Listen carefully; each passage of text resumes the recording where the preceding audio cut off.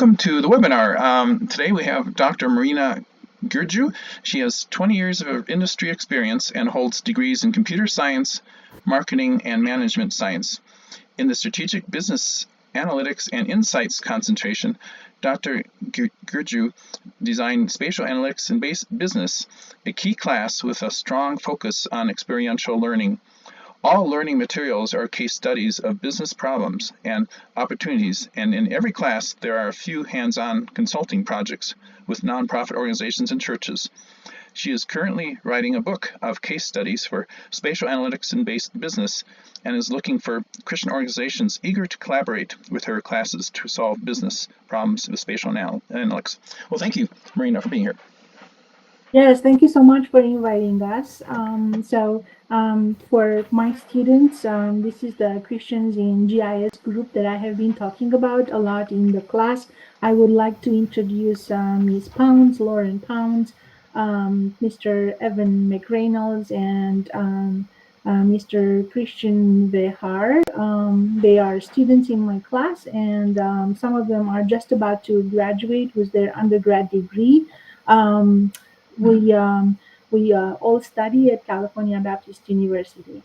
So the way I would like to approach this presentation is I will take a few minutes to give some background information on our university and on the class and what we are doing. And then we have a couple of projects that we would like to share with you. Ms. Pounds in particular is going to share with us a very, very interesting project that we just completed in our spring class. So if it is okay with you, I would like to take over the screen and share the presentation that I have. Would you be so kind to let me know if you can see the screen? Yes, looks good. Excellent. So we will be talking about spatial analytics in teaching business, and I want to focus on the value that it brings to teaching analytics. Minor thing, there's you can hide that bottom little score bar that Google Meets and sharing. Yeah, okay, thanks. Perfect, thank you. So so we come from California Baptist University. We are a Christian university founded in 1950. We have about 12,000 students right now who study across 100 undergraduate majors, 40 graduate programs, and 5 doctoral degrees. We are located in Riverside, California. Our area is called Inland Empire. For those of you who are not from Southern California, you may not know where that is. So here it is on the right, a map of the state of California and Inland Empire here. Los Angeles is here, so we are at about 1 hour, 2 hours given traffic, from Los Angeles and a bit north of San Diego. So this whole area is called the Inland Empire.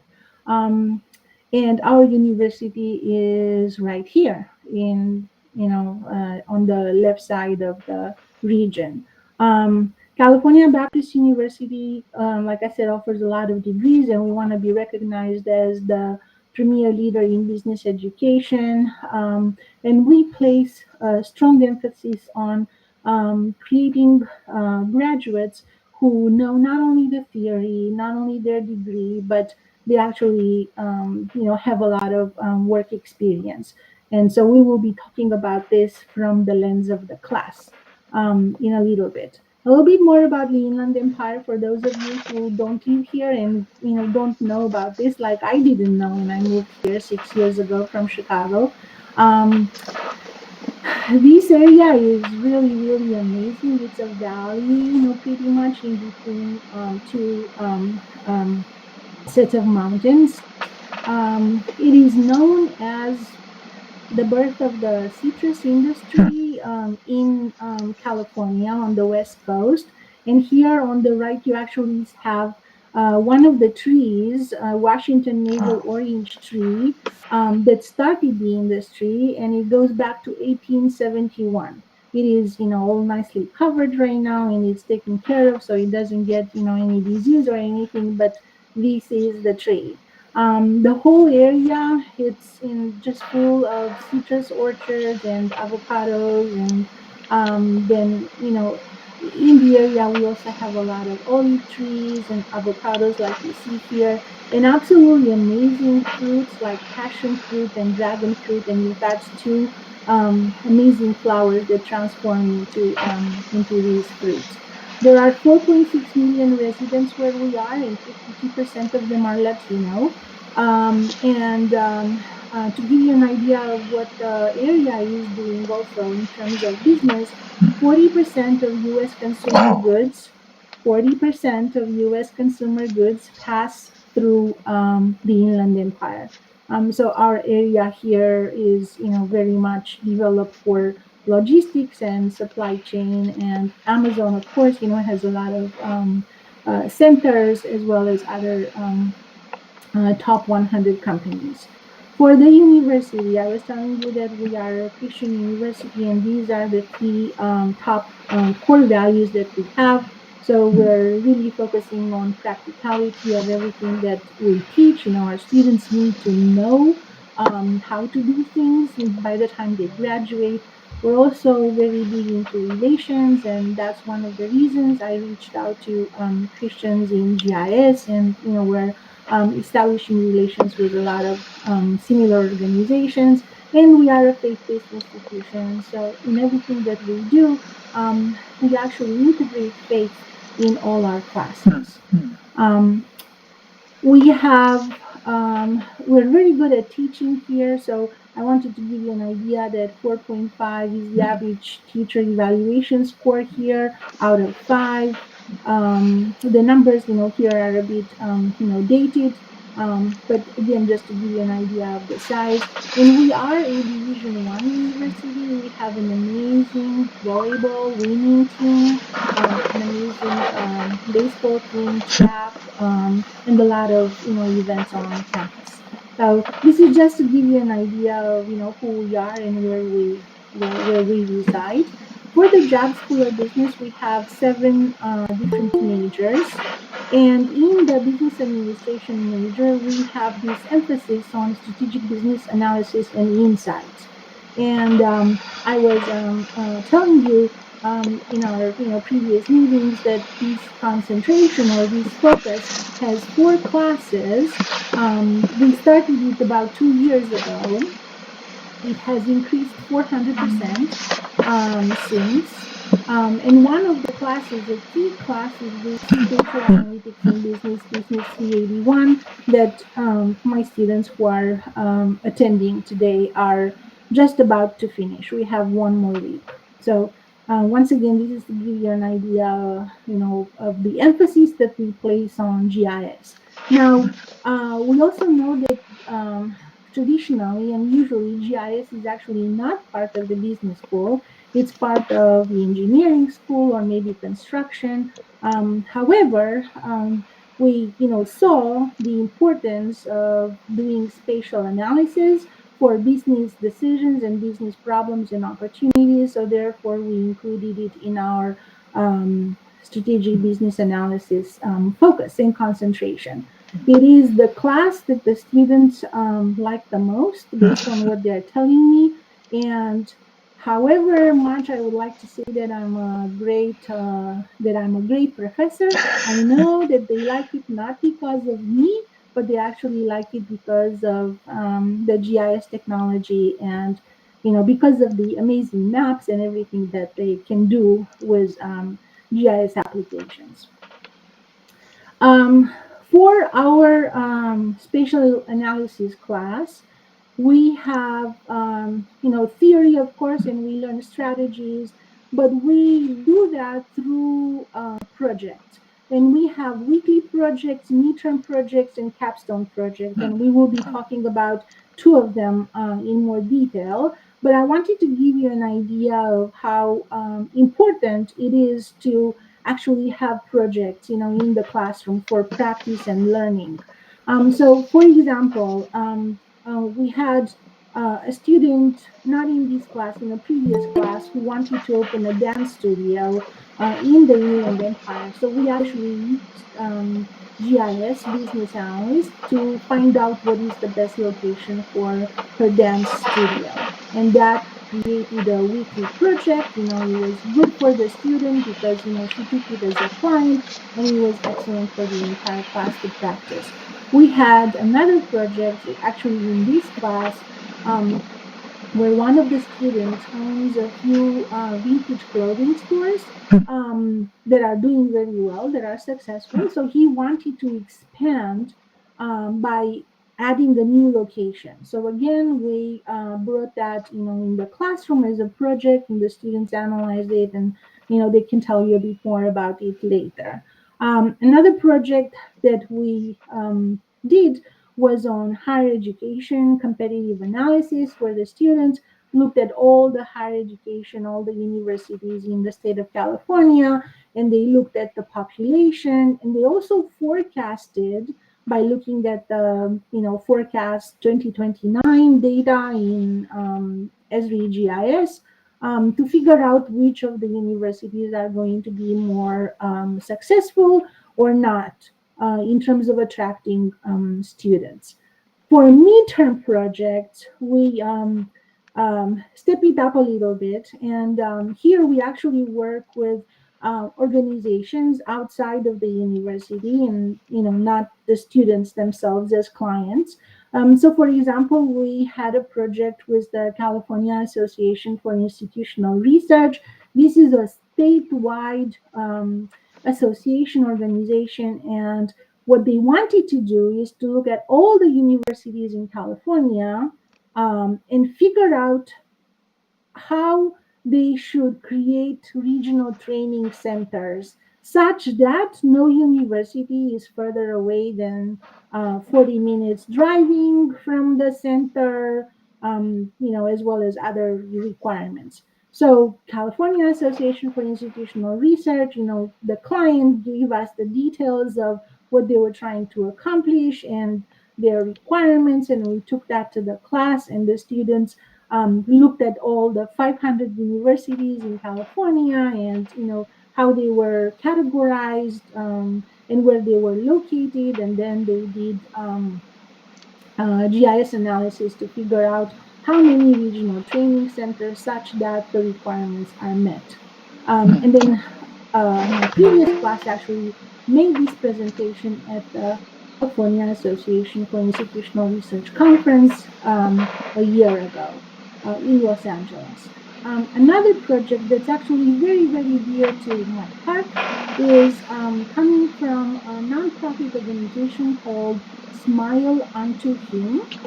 And this is a dentist office. A very successful dentist donated a lot of money and got together with other very successful dentists, and they provide dentistry services to the underserved population in the area where we live.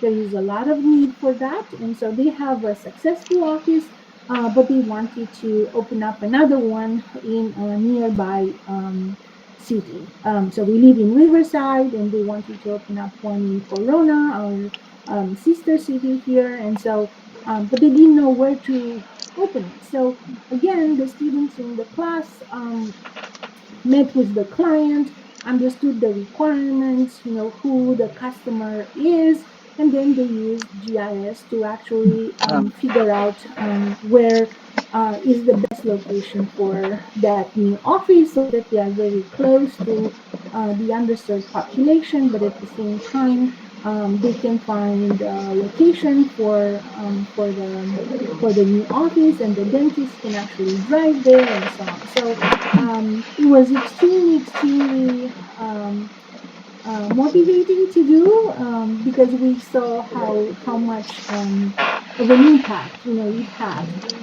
The project was successful. This one in particular, it was very successful, and they went out and actually contracted a real estate agent to find the location for them, and so they are on their way to open up a new office. Um, and then we have capstone projects. These are really bigger projects, the biggest that we have. where the class, at the end of the class, they had to use all the information that they learned in order um, to do a business analysis using spatial analytics. And the example that I have here, we completed one step of it, one phase last year, and we have another phase this year in the class. It was Magnolia Church. And so, people think overall that, a church is, a church is a place where, people go and they learn about our God, the Savior, and all of that. But at the same time, Magnolia Church, like any other church, has questions. They want to know if they should expand or not expand, and so on. So a year ago, this project was very interesting. It actually started in my Bible study class. In a Sunday, I went to the Bible study class, and they, at the end of the class, the teacher, in the class was talking about how difficult it is for the church to actually agree on making a decision on whether they should have EV charging stations built in their parking lot, yes or no, and how divided they were, and they didn't have any data, and they didn't know how to go about it, and how it was difficult, basically. And so then I said, I volunteer. My students will actually want to do this work. So we took that challenge for Magnolia Church as a project in our class, and the students identified whether the church should actually build these EV charging stations or not. More so, we actually paired two classes, this spatial business analytics class and the finance class, where the spatial analytics class identified the competition as well as the potential demand. And then the finance class took the potential demand numbers, and they actually ran financial analysis to figure out when is the church going to break even, and whether they should pay up front for the project, or whether they should actually take a loan, finance it, or maybe they shouldn't do it at all. And so that was extremely successful and helpful. We had a group from the church come over to the class, and they saw the presentations. They went and they talked to everybody, and so they had what they needed in order to make a good decision, and a decision based on data rather than what they thought or they wouldn't thought. So later, I'm going to show you a bit of the results from this project. This is an example of one assignment that the students have in the class. I was telling you about the weekly assignments, right? So in all these projects, the students are working as if they are experts in GIS, and they are experts in GIS, up to, the learnings that we've had in the class, so this is just for you to see, right? The whole thing is given as a consulting description, a consulting project, and then it is the students who transform that into a business analysis plan, as well as they take it to the GIS software to actually implement it, and then they come back and they provide a report to the client. This is another one for Smile on to Him. Once again, a description with the deliverables that they had to create, met with the client, understood, what they wanted, who the customer was, and so on. And the last one is this EV charging station project. And I'm going to, if you give me 1 second, I am going to show you just the story map. And then I will stop here because um, I would like Lauren to tell us about the project, the new project. Are we doing well so far? Yes, I think it's going well. Okay, perfect. Let me see. Hmm. I am going to actually ask Lauren to take over while I find how to get in. Because this window should not look like this for me. We have a specific login page for the university. So I have to get to that first. Okay? Marina, if I can help you, I know it's hard when you're doing a presentation, but if you go to the bottom there, yep, yep, yep, and then the bottom says your ArcGIS online organization URL. Now put in Yes. your organization there. There you I'm go. hoping I'm Yeah, Oh, hoping this is it. yeah, Thank you. I appreciate it. sure. oh, Yeah. So in that EV charging project, the students had to do all the analysis, but then they had to create a story map. So this is an example of a story map created um, by one student. So with different sections in here, an executive summary, market demand, all this information came from the data that's provided through business analysts.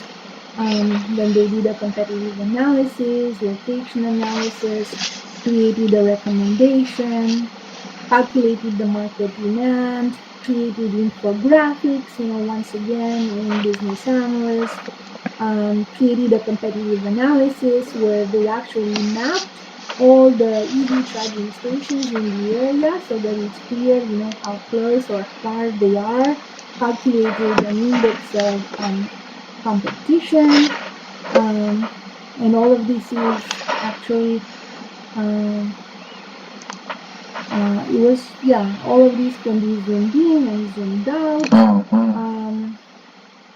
Um, then they looked at the traffic to figure out where the potential cars that need the charging stations, might come from. And that's the highway, what you see here. And this is where the church is, in this blue location. And then they had a recommendation. And that's what was provided to the church. So basically, I don't know, I think I had 20 students in that class. So basically, there were 10 to 20 um, story maps that the students created to show to the client. Um, I can also show you how are we doing on time. Looks like we got 30 minutes left, or at least 20. At least 20. We'll see. Hopefully, we have Grace. Okay, yes. So I'm going to stop here because I would like Grace to talk about about her project, and then I may have a couple more slides to share with you at the end. So, Lauren, would you be so kind to take over? Yes. Hello. I want to thank you for the opportunity to speak with you all this morning. My name is Lauren Pounds. I am a student here at California Baptist University. I'm in my 4th year where I am concentrating in the spatial analytics here. During this semester, I was able to do an internship through Connecting Point Community Church. This is a church that is 16 years old. They have 4 locations throughout the Inland Empire here in Southern California. And coming into the internship, I am the first data analyst for the church. They brought me on as an intern where I've been there for almost 4 months now.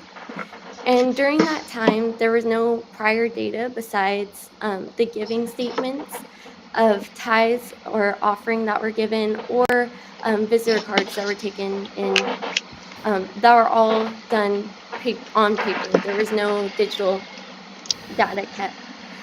So during that time, we were able to partner with the client, and this has become a project for our classroom. With that, we were able to set the objective first. The church wanted to look at expanding the reach of who is visiting and becoming members of each location. With that, we looked at 5 miles and then also 45 minutes. 5 miles because they didn't have the reach of those close to the campuses, but also 45 minutes because they did have people driving long distances to get to church. Through that, we were able to run the reports through the GIS software.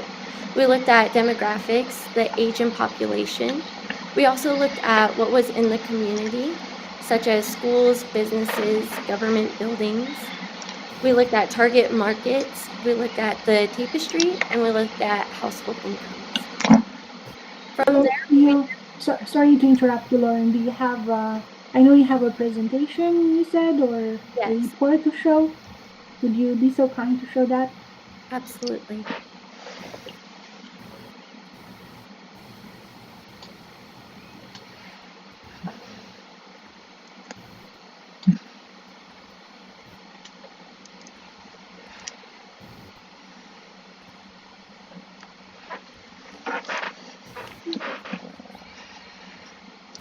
So when looking at our church, we were able to then look at setting the map. We first set the 4 locations, the main location being here in Corona, the next in Riverside, Hesperia, and then also out in Hemet. We then were able to set the rings for 5-mile radius, and then we also were able to set it for the 45-minute radius. And we did see quite an overlap with that. So there was the challenges of why are their locations so close to each other, but we were able to look at the times that they meet. We then were also able to present infographics.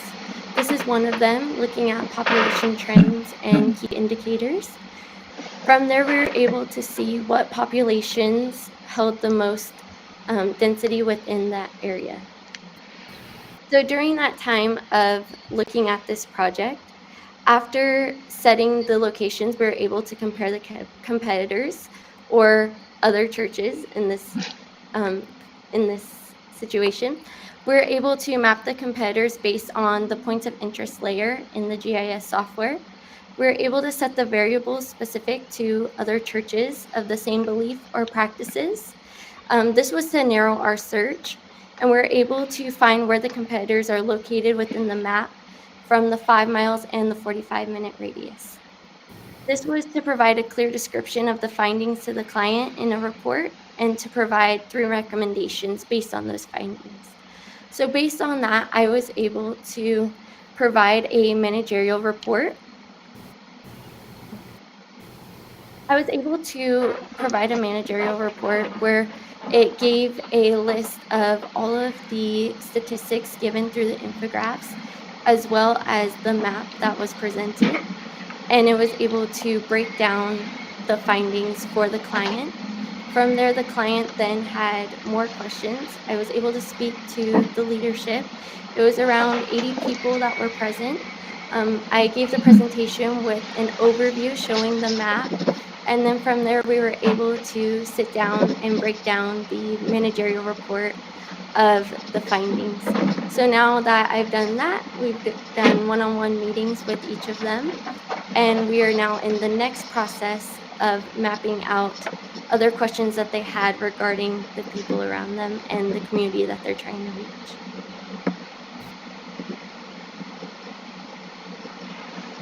Thank you.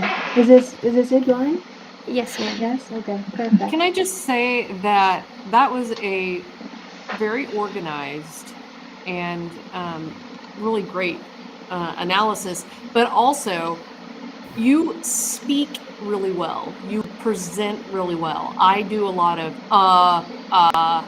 and I never heard any of that. You just roll right with it. And so I was just really impressed with your presentation and just your ability to put that out there. So be encouraged. Thank you. Yeah, thank you, Stephanie, for that feedback, and I agree wholeheartedly, Lauren. That was very good, well done. So I don't know if you have something else, Marina, to continue on with, or where are we at? I have a couple more slides, if that's all right with you, to finish. Lauren, thank you very much. I appreciate it. Thank you. Right, so that's the project. Okay, so we're talking about what's the value, and so I wanted to run this by you because this is the value that I see in teaching spatial analytics in business classes. Something that's not usually done, like I said. Wait, let me Let me share the screen.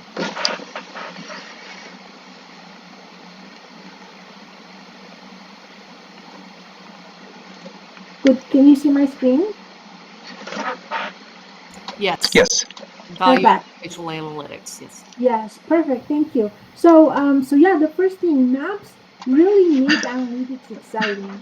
And so, in general, students, business students in general, approach the analytics classes with stress and, really fear. And the focus has been on numbers and statistics, but with spatial analytics and this, class in particular, the focus is actually has turned towards discovery and That's storytelling. great. And the students come and talk about the fact that it's not stressful anymore, but rather they feel encouraged and motivated, with the attitude of look what I can do, like Lauren was showing earlier.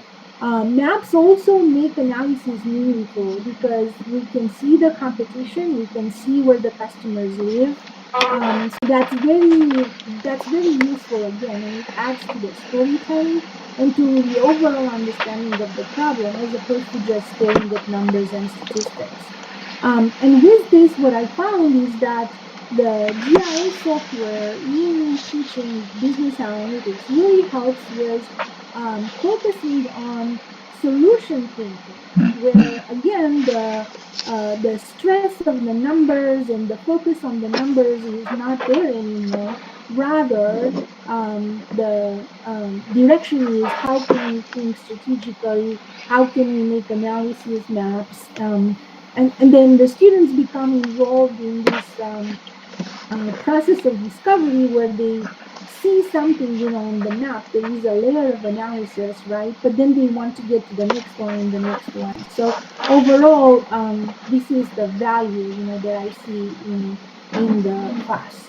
And then something that is extremely valuable and important, I cannot speak more to this, is related to the fact that GIS software actually provides a lot of data. The other software packages that we may use in analytics in business do not provide data, or they have it, but that's very limited. So we use a lot of the tapestry data in understanding the customers. We use a lot of the competitor data. It's not only mapping the competitors in a geographic region, but it's also having information on the size of the competitor, the revenue, the number of people, the square footage, so all that data actually comes with access to GIS. And so that is extremely helpful for the students as well as for me as a professor, because we don't have to go research data in other sources. We do depending on the project, but overall we have so much that's already part of the software.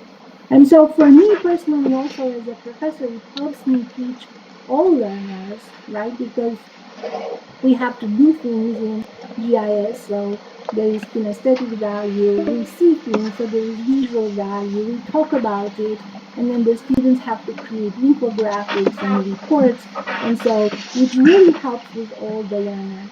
And then ultimately it helps with faith integration. For everything that we do, we actually take it to the values in the Bible and what we learn from that, and how we can increase our understanding of the biblical knowledge, as well as how the biblical knowledge can help us in our analysis. And so for the future, what we want to do is really expand teaching with GIS. Right now, there is only one class, like I showed you, that is fully on GIS, but our marketing programs can definitely benefit from having GIS in marketing research, in our digital marketing analytics class, even in principles of marketing, when the students are at the very beginning and they actually learn about the different types of consumers and the behavior of the consumers. And this teaching has to be done at the undergrad as well as the graduate program. Right now, we only have it in the undergrad program, but I'm teaching another class, in 2 weeks. So I will do it there at the graduate level.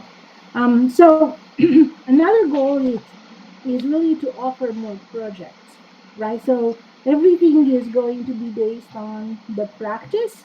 And so beyond practice, with these projects, students create student portfolios.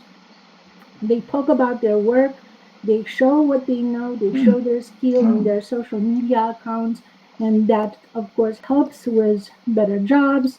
Um, a lot of my students from the previous business analytics with spatial business analytics class are working for the government using GIS in their everyday work, or are working for construction companies or real estate companies.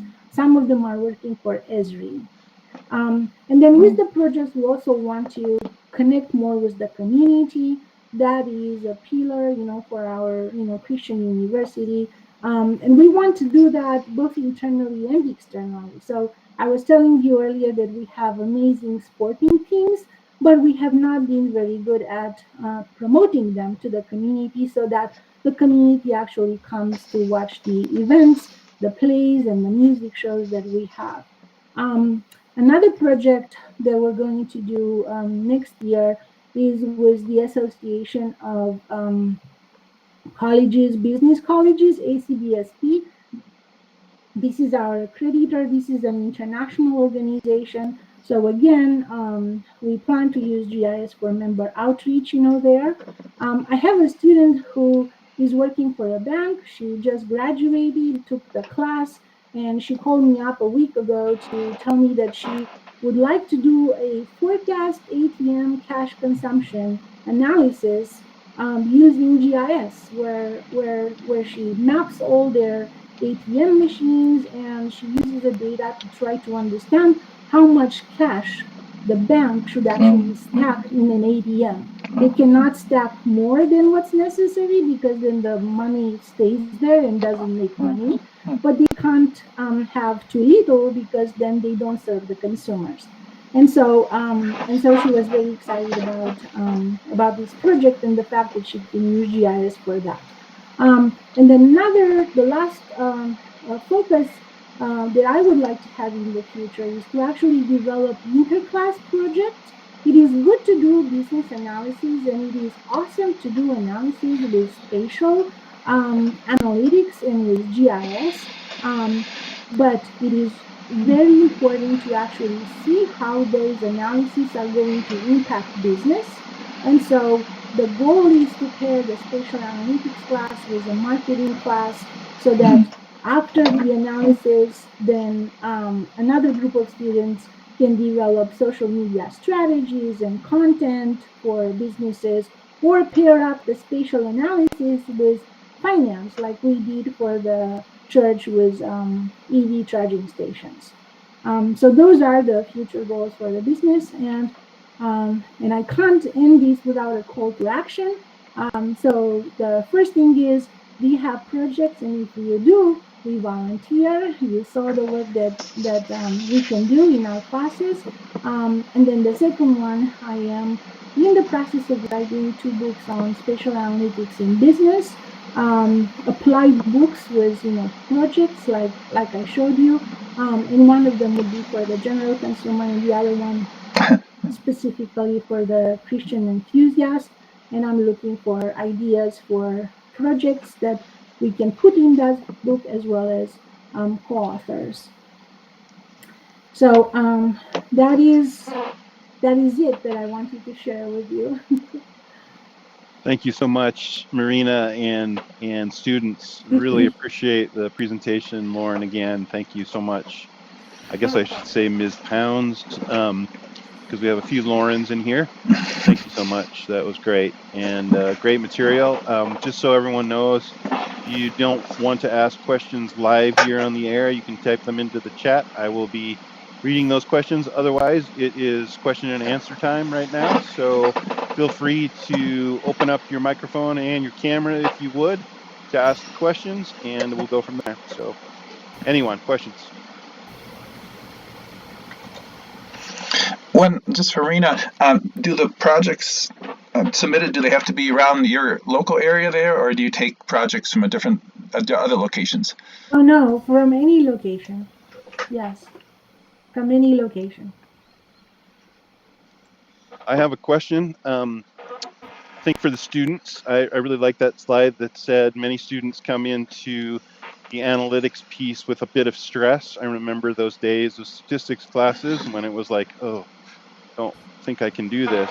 So tell me a little bit more about that stress and how spatial analytics kind of freed you up a little bit. I'd like to hear your stories on that if you could.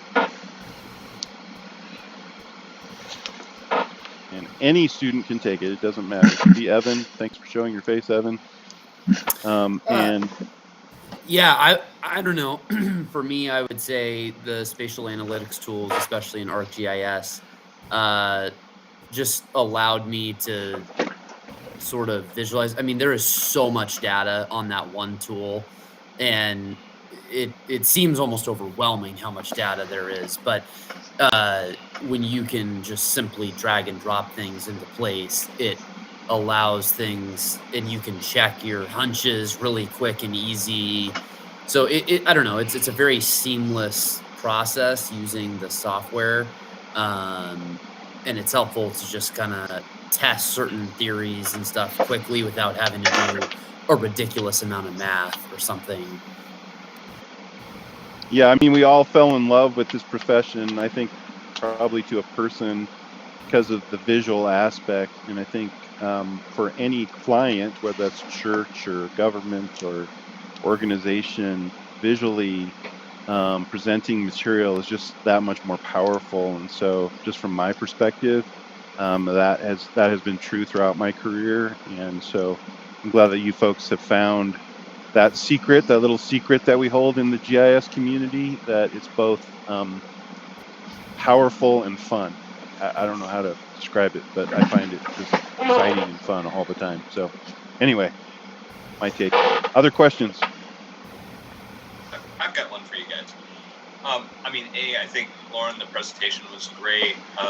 From a Christians and GIS standpoint, I mean, Michael and others, I mean, I think that, like an example analysis of how a church might do this or the data it might need it, we could spin these projects off to students and things like that. I think that would be an amazing opportunity.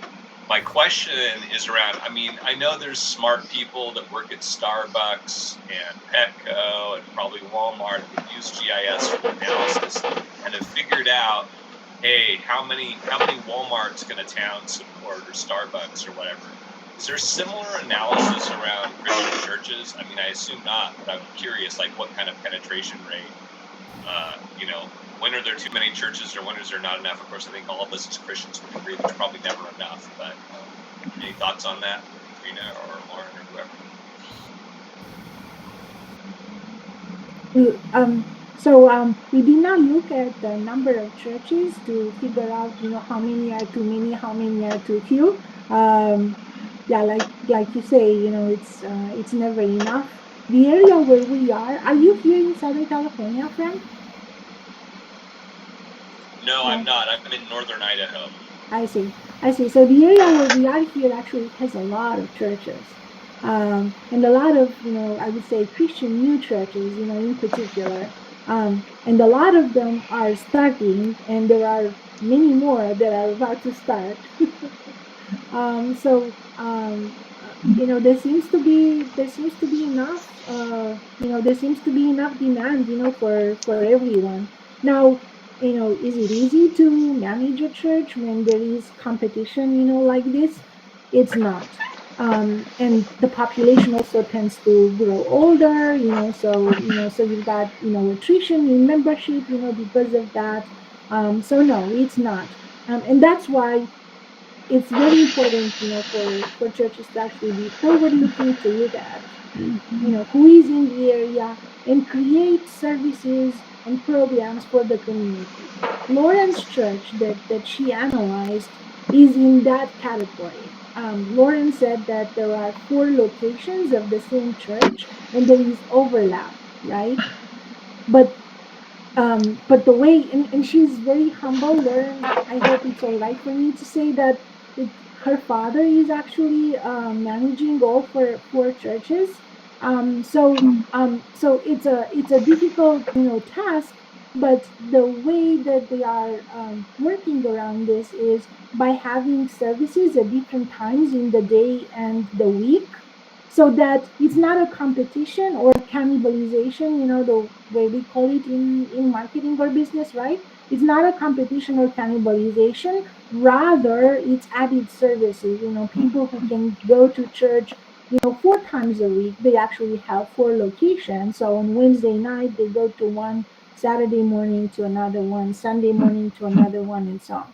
So Lauren, would you have much more knowledge than me in this area, so please. Before Lauren says anything, I'm sorry to break in here. We only have 2 more minutes, unfortunately, and I think we're going to be cut off. If we want to continue this conversation, do we Actually, I want? think we got a little more. I think we maybe have 7 or so, but yeah. Well, I don't know. It could be 7, could be 2. It's somewhere in the near future. Do we want to jump over to the other Zoom meeting to continue the conversation? I'm willing. Whoever wants to do that, I could do that if you're up for that, Marina. Oh, yes. Yeah, so Lauren, go ahead and answer the question. We'll see if it cuts you off. And then if people want to continue, look at the chat, and there is a link in there for the next meeting that we can join to continue the conversation. So anyway, Lauren, take it away. Absolutely. So when looking at the 4 locations and the churches, I know specifically for myself, it was hard to look at it as competitors because I grew up in the church and knowing that these are souls, it's not necessarily, we're not selling a product. Administrators and the leadership at each location, that the reach within the closeness of the church, we weren't reaching those people. So the spatial analytics definitely gave a different view to them of who they're reaching and who their potential is. It's very cool. Yeah, it's fascinating. I'd love to see Yeah, us it's do great. a case study. Yeah, one thing that I have to say, I have been casually working, but more intensely currently working with a group called All California. Marina, we can have a discussion after, but it is focused on evangelism and reaching all of California, and it is a subsidiary, of All America. So I think you can look up All California, and they are attempting to use geospatial to answer the evangelism question. So yeah, something that you could definitely dig into, especially since you're in California. All California. The contact that I have is Michael Does is his name, Duhs. And Ideas. I looked up what programs you offer at California Baptist University. And I looked up. I have a couple of ideas for like mashups, like you were doing between the marketing department with the spatial analytics department. That I could send you over as kind of like project ideas. Oh, thank you so much, Stephanie. That will be very helpful. Yes. I am putting in the chat the All America and All California links, so you have those. But it probably would be worth a conversation, Marina, to talk more about that since I have that contact. Yes, thank you. I don't know if there is an All California website, but certainly an All America website, which is, like I said, All California is just a subset of that outreach, and very interested in using geospatial for their outreach. Methodology. Yeah, thank you. Okay. I know my students had questions. Lauren, Yeah. are you? I got another one. Okay, if that's okay. For the professionals that are in this call, one of my questions, I mean, especially using this type of tool, especially with like churches or smaller organizations, sometimes they don't even know the expectations that this can lead to. And so one of my, like, especially, practicing this tool and using it in a variety of different projects and stuff like that for Dr. Gurju's class, one of my questions is how, when you're sitting with a client, do you help them decipher what they're trying to get out of this tool? Because it can be really challenging if you have all this information, but it doesn't really mean much to them. And so maybe how do you balance that conversation? What are some tips and tricks you guys use? I do this constantly. So somebody will come in. I work for a regional planning commission, and I'll have a city come in and say, "Hey, I need a map. Need it to have some streets on it." I'm like, the first question I ask them is, "What do you want to use this map for?" Oh, well, we're going to be bringing it to a meeting, and we want people to be able to see all the addresses, and we want them to be able. So the number one question is, how are you going to use this? What problem do you have that you would like to solve? What are your questions? And then from there, just ask them questions. Give them let them give you an idea of what they want, and then give them some sort of example. Maybe something like this. Yeah, like this, but that. And most people are not naturally visual. And I mean, GIS people, we see it in our heads a lot of the times, but most people don't know what they want until you show them. So having examples of short examples, not too detailed, short examples, some projects that you've worked on. We used this tool in this way, then we used it this way, and then they'll start asking you questions. Well, could you do this? What about that? And you're like, yeah, I think I could come up with something. And then you give them a piece of them. And it's always really helpful, especially when you're working with somebody who doesn't know GIS at all, just to keep them informed in the process. Send them screenshots or send them something. Hey, this is what I was coming up with. What do you think of that? And then they'll look at it and go, "That's pretty good, but can you make me be able to see the difference between this and that? Oh yeah, I can change the symbology. Do you want labels on? That's what labels would look like. That's with labels turned off, different things like that. Well, if we had a chart, okay, we can do a chart, But so let them give you an idea of what they're doing. Give them some examples of what you've done in the past, and then give them a piece of what you think you could do, and then just continue that conversation back and forth, so you make sure you understand what they're actually looking for. Yeah, I'd have to reiterate that. I mean, in my various positions, I'm now with Samaritan's Purse Christian Relief Organization, and you probably also know us for Operation Christmas Child. And I don't want to go into the depths of what we do with GIS. I could some other time, but the reality is that we have program managers and project managers that want to know requirements. They want their customers, our customers, which really we consider our ministries, come up with requirements. But the problem that I always see with geospatial is that the customer will never know what those requirements are. They will never know because they've never seen it. They don't even know the questions to ask. So it's very important to have those examples. And what is important to know about that is that Esri provides many examples. They have, a plethora of story maps that you can pull from, just to show that capability.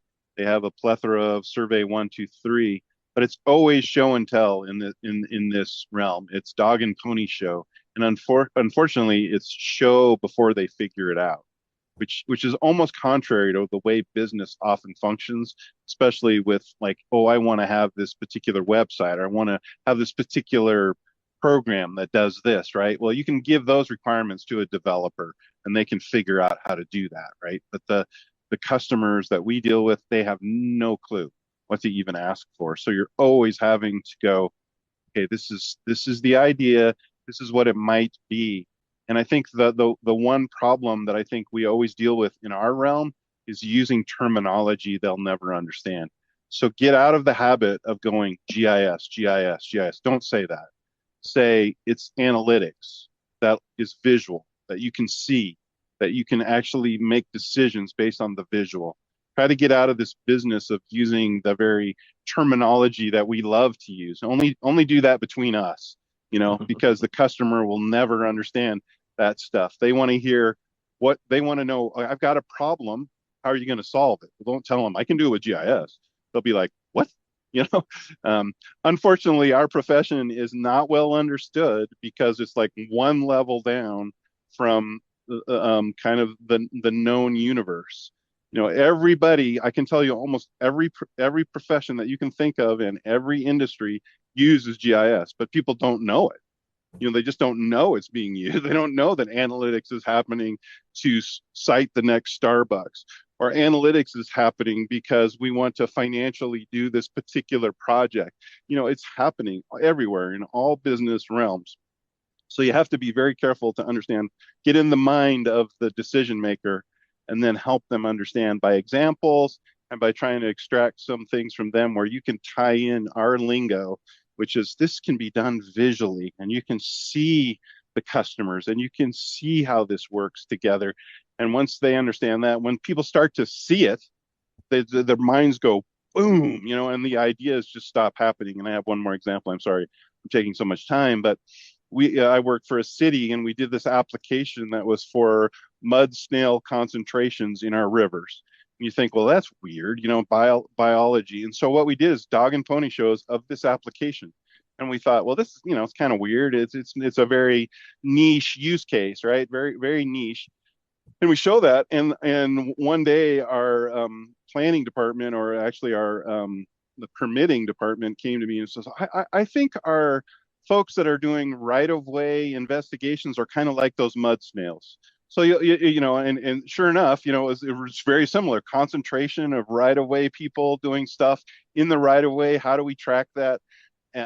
Very, very similar applications, and it's amazing what the customer will be able to broach, because they're human beings. They have minds, right? They can go through and go, oh, I see that connection, and I see that connection, and then they make the connections, and it explodes into something you never even realized was there. I think Jack Dangerman, the head of Esri, is really good. It's like GIS is in the mind of everyone. So whatever your imagination is, that's what GIS can do. And I think it's pretty true. Sorry, that was a lot of blah blah from me, but anyway. No, thank you both. I appreciate it. Yeah. Great examples. Thank you.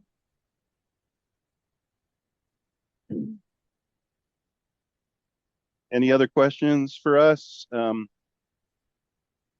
Just so students know, there are videos on the Christians in GIS website from various folks, including Frank, who's here. I did a video. I think Lauren's done a video. So if you want to go and see what we do, you can definitely watch those videos and learn more about us and our organizations.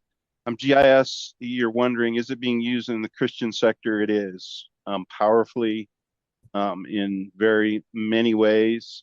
It's sort of in its infancy, unfortunately. It really is very mature in local government and that sort of thing, and even in business, but in the Christian sector, it's sort of in its infancy.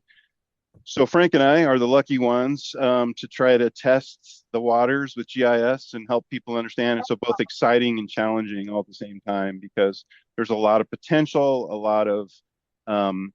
a lot of possibilities, but you have to do that sales job, which I'm sure you marketing students know about. They have to sell something to people, and they have to understand it. And so there's always sales going on. And as a GIS person, you will always be in sales. You will always be in sales, because it's that one level down that people don't understand, and you have to help people understand that. So you have to sell it. And that's just the truth of it. I was just going to send this to just you, Marina, but then I thought this might put some ideas in the students' heads of maybe a potential projects for them. So my bachelor's is in environmental health, and that's how I found GIS. And one of the first things that I did with GIS, other than mapping locations that had never been mapped, is I started to realize we had contaminated water at restaurants and childcare that I was studying, and I actually identified a contaminated aquifer just by taking water samples at different locations. So that might be an example of something that you could do to tie in with public health. This is a tool that I've always meant to build, and I just haven't yet. I was going to build it in Model Builder, and that is determining the best locations to build things based on site suitability. For example, I want to build a house, and I want to make sure that I have good south orientation so that I can make it passive solar. And then also, I want to not just make it passive solar, I want to make it active solar. So I want to put solar panels on my roof, but I need to have line of sight so that my trees will not block everything. Where would I adjust that? What's the slope? What's the size of the parcel? Is the soil good enough to put in a septic system? So I can bring in soils, I can bring in the parcel data itself. We can use elevation data to figure out if that's the best location. And then literally you could just plug parcel data into your model and run it and find all the parcels that are in the area that would meet that criteria. And then from there, of those parcels, which ones are actually for sale, then you tie that in with the real estate data. And then just like we're talking line of sight, that might be something that you could tie in with the your architecture and building group. Mhm. I mean, there's just so many. When I start looking at all the different majors, I'm like, ooh, you could tie in GIS this way, it could tie in GS that way. And not only would that be something that would be a great tool that they may have never thought about in using in their degree, but you might just steal people from other degree programs, quite honestly, because what we do is super cool. It just is. That is Yeah. true, yes. Thank you, Stephanie. Yeah, I think one thing that you might want to do, Stephanie, is connect with Marina after the fact here, and then bring some of those ideas to bear. Certainly, it seems to be flowing out of you, Stephanie. Yeah. So yeah, there's I have more there. ideas than I have time for. Yeah, exactly. Time to So, actually pursue, yeah. Our second jobs are always dreaming up new things. So And we one have thing I want to tell the students, if I might, I'm going to be so bold as to offer this to the seniors. Certainly as juniors, you might not be able to do this, but we have a job opening right now for a GIS analyst in Operation Christmas Child. I'm going to pop that career page right up, and you guys feel like you fit the criteria, which sounds like what I'm hearing from you guys do. Unfortunately, this job is on site in Boone, North Carolina, so you'd have to move to us. But I'll tell you what, we're in the Appalachians, beautiful place. So anyway, I just popped that in there. Feel free to apply. This job has been in the hopper here for about a week, so we've already gotten a lot of applications, but it doesn't matter. We can still take more. So feel free. We use GIS in about 5 different ministries, and Operation Christmas Child Domestic is one and only one. There's multiple. Again, I won't go into details, but we could later. Watch the presentation. Actually, I should say watch our presentation. You'll learn more. Yeah. Anyway, I think we're getting close to probably burning out everybody and time. Maybe one more question, and then we'll wrap it up. So, anybody have a question, suggestion, helpful hints, anything? Okay, Maybe well, let me sneak in. No question, but okay, I love Lauren, the sneak in. emphasis on projects that y'all have, and just getting community involved and faith integration too. Yeah, just great. Keep plugging away. And like Stephanie said, if you get other parts of the university involved too, that's great. And just you students keep plugging away, and there are God has given you abilities, and He can plug you in somewhere. So keep plugging away, and Yeah. Marina, keep going there too. I don't know. I wonder, Marina, if the mentoring idea, if you think mentoring idea, maybe just sending an email to the Christian GIS email list and saying, are there people interested in mentoring type things? You may get some interest there because there are a bunch of people. Some are lurkers; they just are there, but they're anyway, that's if that all is an idea. Yeah. Thanks again. I appreciate it. Yeah, thank Yeah, you. and I just so you know, Marina, and I don't want to talk necessarily for Frank, but I think I can a little bit, is that both Frank and I are always thinking of new projects. So you might want to talk to each one of us individually to talk about internships or projects that you could do in class for sure. So Frank is shaking his head yes, so I guess I hit on something good there maybe. But Frank, say your piece. Yeah. I'm sorry. Sure. No, we always have intern volunteer programs open at MAF, and we have probably about 5 people in those right now. We're accepting more. We just got somebody from Liberty University here just in the last couple of weeks. So yeah, like everybody else, we always have more projects than time, and when all you do is sit around and think about GIS crazy things all day long, you get a backlog. So love to work with anybody. Yeah, no doubt. Yeah, MAF is a Missionary Aviation Fellowship, if you didn't know that. And they are based in Idaho somewhere. I don't know where. Nampa? No. Nampa, Idaho. Yeah, outside Nampa, of Boise. Yeah. Okay. Yep. I have And we have aviation too, so we're trying to do more GIS in the aviation world. Actually working with Frank, so you guys know. Yeah. Anyway. I have a student from the class, Frank, who graduated last spring, and he moved to your area there. He's doing GIS for the city. Oh, what city do you know? The same city that Frank was talking about. Oh, in Nampa? Oh, Nampa. Okay. Nampa. Yeah. Nampa. Wow. Yeah. Cool. Yeah.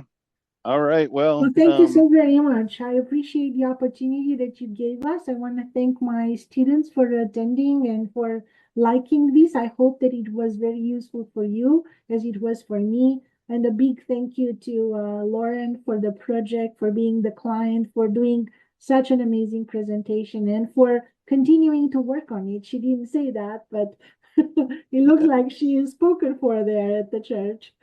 Yeah, that's awesome. 4 months Thank in, you. you're already doing great work. Hey, so anyone that wants to contact me, find me on LinkedIn. I'm Michael Bishop with 2 P's in Bishop. Can't miss me. Feel free to reach out if you have further conversations. And you can probably reach us through the mailing list in Christians in GIS. Please check out the Christians in GIS website. We do thank everyone for participating. We really appreciate it. Again, Lauren, thank you for the great presentation. Lauren Mulius, thank you for hosting this, and blessings to everybody. Let me say a quick prayer and then we'll go, and that'll be it. So Lord, we just thank you for this time, and with everyone that presented, everyone that participated.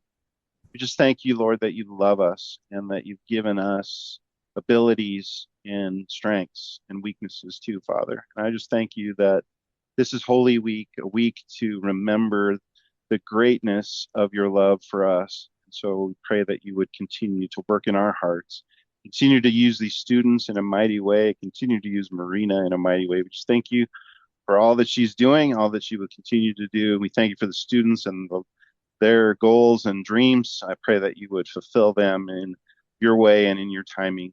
And Lord, we give you our day today, and we just say thank you again for the presentation and all that happened. We pray this all in Jesus' name. Amen. All right, everybody, be blessed, and hopefully we'll be in touch. All right.